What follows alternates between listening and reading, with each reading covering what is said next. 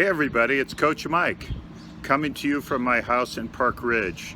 It's a beautiful day and I'm really missing Birchwood right now. I'm sure you are too. So I put together a little video here to show you how to practice at home a little bit. For this video, I'm using a dead tennis ball. You can also use a Nerf ball inside, or actually you could probably use a paddle ball as well. This whole video is filmed by my wife Pam, who did a fantastic job, and I hope to see you back at the club really soon. By the way, the last trick you're going to see, you probably don't want to try that one at home.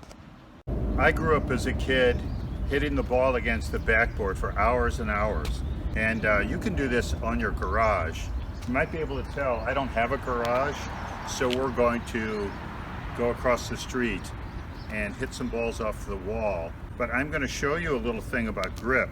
So our lesson today is how to use a Continental Grip. And what I did is I took a magic marker and I put a mark right on this bevel, and I put a mark on my hand so they match up. And that's how I know I'm in the Continental Grip, because my racket or paddle is open the same amount for forehand as it is to backhand. Same with my tennis racket. Notice how I tend to hold the grip way down on the end.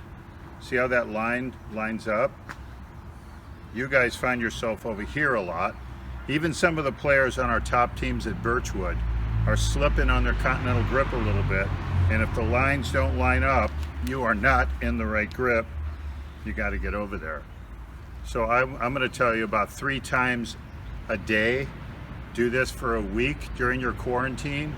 You will have the Continental Grip down. Okay, we're going to start with the paddle lob. Notice my grip is right in place. My paddle's nice and open. And I'm going to hit on this wall, aim for about 10 feet up. Notice how I have very little backswing. My lob is all about my follow through and keeping my paddle face open. And this is something everyone needs to do. This is how you play those great screens and lob on the offense. I'm watching that ball all the way into my paddle every time. About 10 feet up, pretend there's a basketball hoop up there. You're hitting to a basketball hoop. Now I've got my tennis racket. Notice my grip is perfect. And I'm just going to be hitting my underspin drive a little bit. Just a smooth, short one. I'm nice and sideways, watching the ball all the way in. Since my grip is good, my backhand and my forehand are the same. Now some of you guys, when you're doing this exercise, might hit the ball too hard. It's much better to stay in control and even sometimes catch the ball, because you can't do that if you're not in a Continental Grip. So I can catch the ball off my hit, keep it on my racket. This wall happens to have this cool thing right here. I'm not sure what that is, but it's great to have because it's about the height I want to hit my volleys on. And I'm just right across the street from my house. So now we're going to do some volleys and half volleys in tennis. And this is great. You need a Continental Grip to be able to keep this ball going and play.